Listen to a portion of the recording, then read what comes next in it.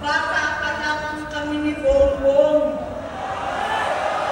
Alam na ng buong pamilya ang problema sa kanya.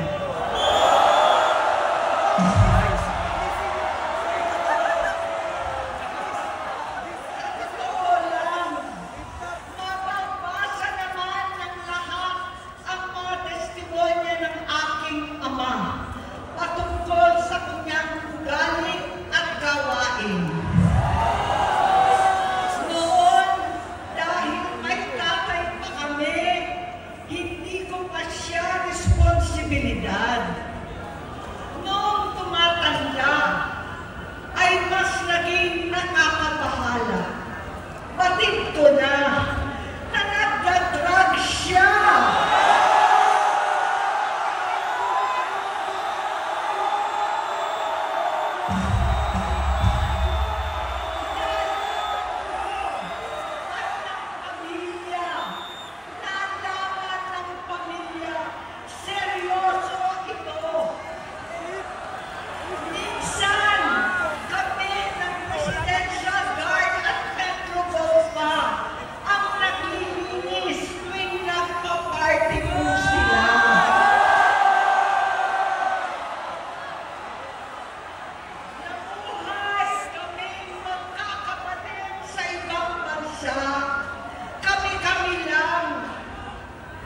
Kinumbinsi ko pa si Bongbong, pakasalan mo na si Lisa.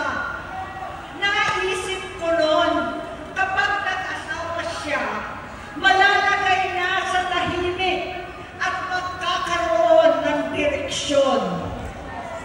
Ang laki ng pagkakamali ko.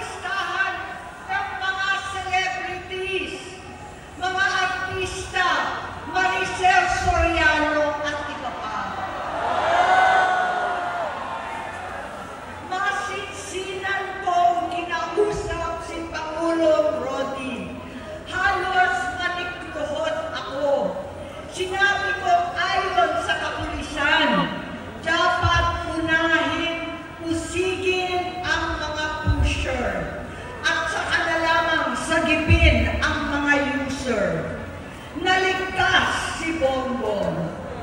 Labis ang takot ko at pag-aalala. Kinausap ko siya at nagsabi siyang talagang siya ay nagbabago na. Muli at lagi, hindi ako nawalan ng pag-asa. Ako'y naniwala ulit. Mula noon, ang natatanggap ko na lang na balita tungkol sa kapatid ko ay regular na pagpapadoktor. Kaya kumalma naman ako. Inisip ko, totoo, dahil na-opera na ang tuhod niya sa gout. Siguro, totoo na ito.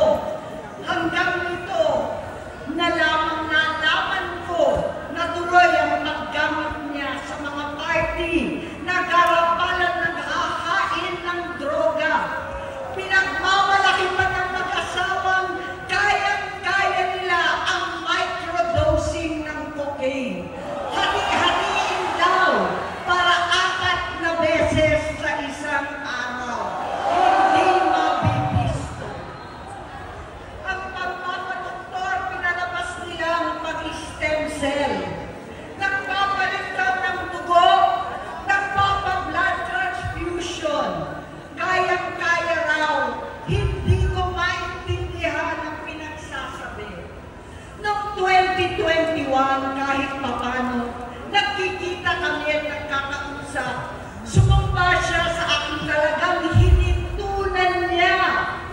Naniwala ako kasi sabi niya gusto niyang tumakbo. Ang sabi ko, tutulong ako sa abot ng aking makakaya. Ipinakilala ko si Bongbong kay Inday. Naging magkatandem sila. Pagkatapos noon ay biglang hindi na niya ako ulit kilala.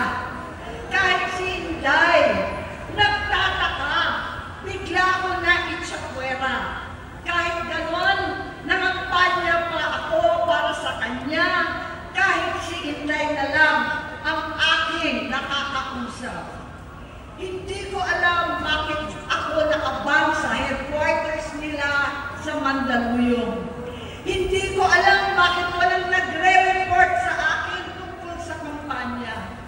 Sa totoo lang, masakit mang aminin, nung dinidisqualify na siya, halos papaboran ko na sana dahil may nagsumbong sa akin mula sa kanyang campaign team na gumagamit na naman siya.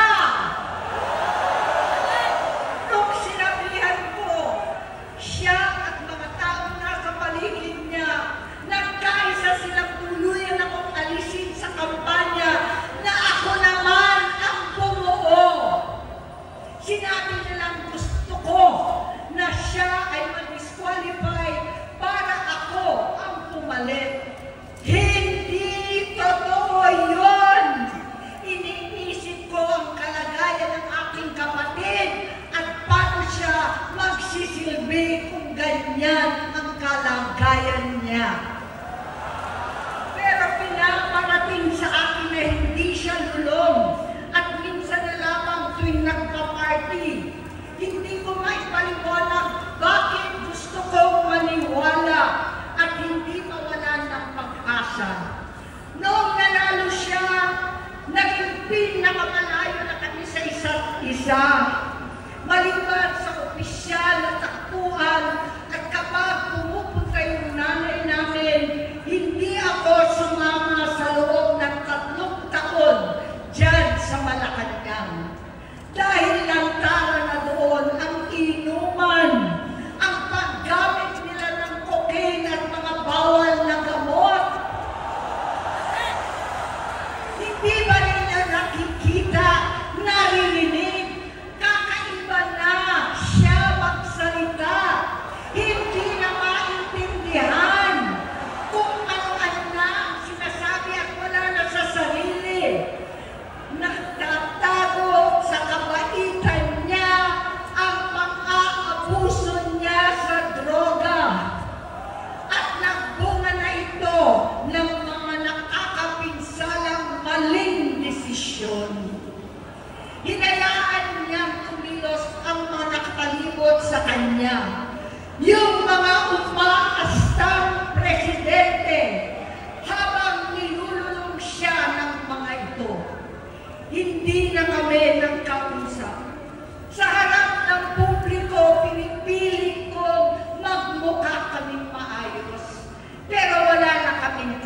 korupsyon. Hindi ko hinihiling na maunawaan ninyo ako, lahat kayo. Sa palagay ko, ang makakaunawa lamang sa akin ay ang mga pamilya may pinagdaanan sa adiksyon, sa inom, sa sugal, sa alak, sa bisyo, higit sa lahat, sa droga. Pag hindi ko siya nakakasama, buong aking loob na ipasok sa institusyon, ipagamot, iparihab ko na yan. Pero tuwing maghaharap kami noon, hindi kaya ng aking kalooban na gawin yon. Tuwing magsasabi siya sa akin na magbabago na siya, hindi ko siya kayang tiisin. Hindi ko kayang ipagkait sa kanyang pagkakataon at pagbabakasakali, umaasa ako at laging nananalangin na sana, oo nga, nagbago na siya. Hanggang dumating ang 2024 at 2025, yung bisyo niya na ang dahilan ng pagbaha ng korupsyon, kawalang direksyon, at maling-maling mga desisyon. Walang accountability, wala na ang hustisya. Hindi na niya alam ang nangyayari. Hindi na pinapaalam sa kanya ang mga pangyayari. Sinamantala ng mga ito ang paggamit niya ng droga. Kinamkam na nila ang kaban ng bayan, habang ang mga dating tumatawag sa amin ng magnanakaw ay nakakita ng pagkakataon sirain ang lahat. Nagagamit na nila si Bongbong para sirain si Inday. Itinutulak pa nila si Bongbong at ang bayan sa bangin para umastang tagapagligtas. Mula sa pagtraidor at pagpapahamak kay BP Inday, sa confidential funds na kung tutuusin ang galing naman sa opisina ng Pangulo, hanggang sa pagpadukot sa dating Pangulong Duterte para itago na lamang sa ibang bansa. Ang kabaitan ni Bongbong ay naging kalupitan. Karapalan niya ang pagtatakip sa kanya ng mga nasa Congress, sa Senado, mga miyembro ng kabinete. Kitang-kita na ng taong bayan, wala nang puwang ang kahihiyan. Para bang nauulit ang bangungot ng kasaysayang dinanas namin noon. 68 years old po ang tatay ko nung pinatalsik sa pwesto. 68 years old na rin si Bongbong ngayon. November 17 din, noong 2021, nung nakumbinsi ko si Inday na magbise kay Bongbong. November 18 po, bukas, ang ikatlong araw natin. Siyam na taon na nakakaraan, saktong November 18 pa talaga, na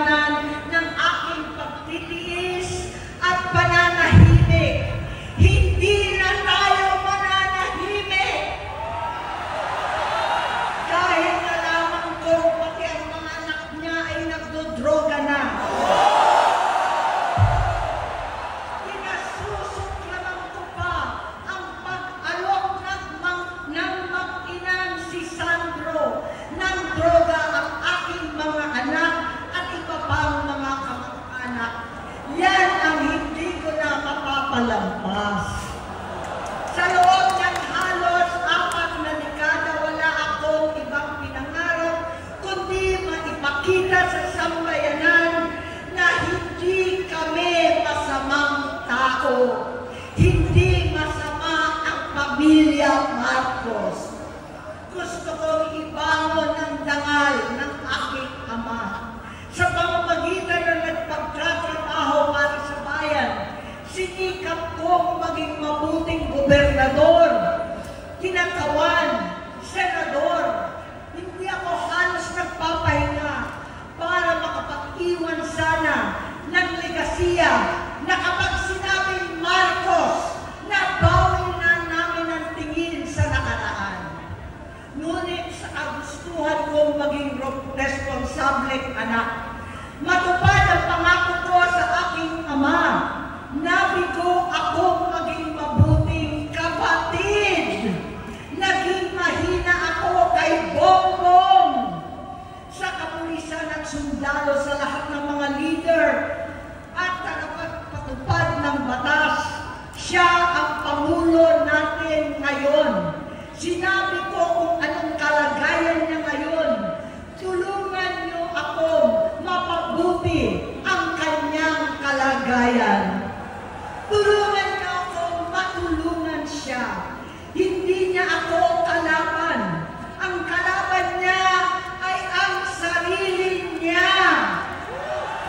At nadadamay ang bansa sa laban na yan. Bilang senador at lingkod bayan, batid ko ang mga problema at gaya ng bayan, alam ko rin ano ang solusyon. Sa pagkakawatak-watak, patuloy na pamumulitika, pagnanasa sa kapangyarihan ng mga talunan naman, kaguluhan sa Mindanao, alanganing giyera sa China at Estados Unidos, kawalang pananagutan sa flood control scam, karapalan, kahiman, panggigipit sa hindi kaalyado, pagkakanulo sa kapwa Pilipino, pagdakip sa dating Pangulong matanda't may sakit upang ihagis lamang sa bansang dayuhan, pagsadsad ng piso, paglaganap ng gutom, paghihingalo ng ekonomiya, at pagsasawalang bahala sa taong bayan. Ang delubyo at kalamidad na nagdudulot ng parusa, ang korupsyon na nauwi sa kawalan ng tiwala at hustisya sa Pilipinas, sa kanyang pamahalaan, lahat ng yan ay masusolusyonan kung ikaw, aking kapatid, magsaayos ng iyong sariling kalusugan. Kapag humupa ang ingay sa politika, kapag umuwi na kami sa aming pamilya, hindi bilang senador, kundi bilang ate, bilang si Manang Aimee ni Bonget, kaya itong sasabihin sa harap ng taong bayan, sa harap ninyong lahat, at sa harap ni Bongbong. Bonget, magkatatlong taon na tayong hindi nakakausap. 3 taon ko nang sinusubukan muli na ako'y pakinggan. Siguro ngayon ay makakarating ng buo ang gusto kong sabihin. Walang mababawasan, hindi madadagdagan. Bongbong, nag-aalala sa iyo si Manang. Tuwing nakikita kita sa TV, gusto kitang puntahan. Napakalaki ng pinagbago mo. Itsura, pagsasalita, takbo ng pag-isip. Minsan, napapatanong ako sa sarili ko, ikaw pa ba yan? Si Bongbong ba talaga yung nakikita ko? Pero ako, aling ko, ako pa rin ito. Ako pa rin ang ate mo na tumayong ama't ina sa inyo sa ibang bansa. Ang kasama nyo sa sumubok na sanggahin lahat ng sakit para sa iyo. Ang kapatid mo na hindi mo kailangan hingan ng tawad dahil agad ka nang iniintindi at tatanggapin dahil mahal kita.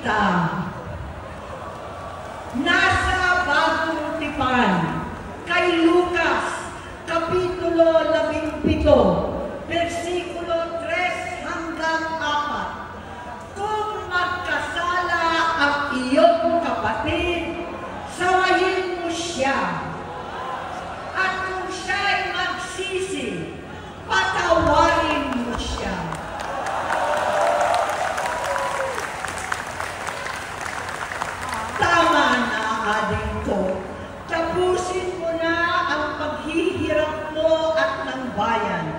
Gaya nung umalis tayo sa palasyo, kaya mo pa rin hawakan ang iyong kamay, huwag kang matakot. Malaki na ang dulot sa iyo ng droga. Sinisisi ko ang sarili ko dahil hindi ako nakinig sa mga sumbong. Hindi ako nakialam. Hindi ako maniwala. Pero hindi pa huli ang lahat. Tama na, ading ko. Magpahinga na tayo. Umuwi na tayo. Magpagamot, magpagaling at nangangako ako. Hindi ako malilingan, hindi ako makukulang.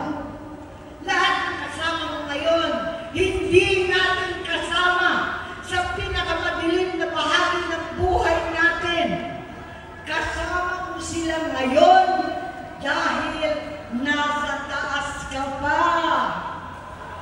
Ako at ang ating mga tunay na kapatid dito sa Luneta ang kasama mo kahit magdilim ulit ang lahat. Talikuran mo ang iniisip at ibinubulong lang ang misyon. Unahin na natin ang kalusugan mo dahil sa adiksyon na bigyan mo ng malubhang karamdaman ang buong bansang Pilipino. Matatanda na tayo. Sakitan na si Mami. Alagaan na lang natin ang isa't isa. Kaliwat kanan man ang pambuhusga sa akin. Malinaw sa aking puso na dapat mauna ang Diyos, ang bayan, pamilya at sarili. Hanggang sa mga oras na ito, Gomet, gusto kong malaman mo na hindi kita sinusukuan. Hindi ko kakayanin kung mapapahamak ka. Kaya hinihingi ko na tayo'y umuwi na, mamahinga, alam sa iyong kalusugan. Kaya ko mabigo at mawala sa iyo ang posisyon, pero hindi ko kayang mawala ka sa amin. Ayusin mo ang sarili mo. Magpagamot, alisin ang droga sa iyong sistema. Wala akong ibang gusto kundi gumaling ka, malampasan natin ito muli. Dahil wala akong ibang hinahangad bilang ate, kundi maging masaya ka, maging ligtas sa panganib, malusog, matagumpay sa buhay. Itama ang mali, labanan ang adiksyon, at ako hindi kailanman aalis sa iyong tabi. Susuporta at hindi titigil, manalangin kasama ninyo dito sa Luneta at sa buong mundo. Dahil iyon naman ang tungkulin at ibig sabihin ng salitang kapatid, kapatid, mabuhay kayo.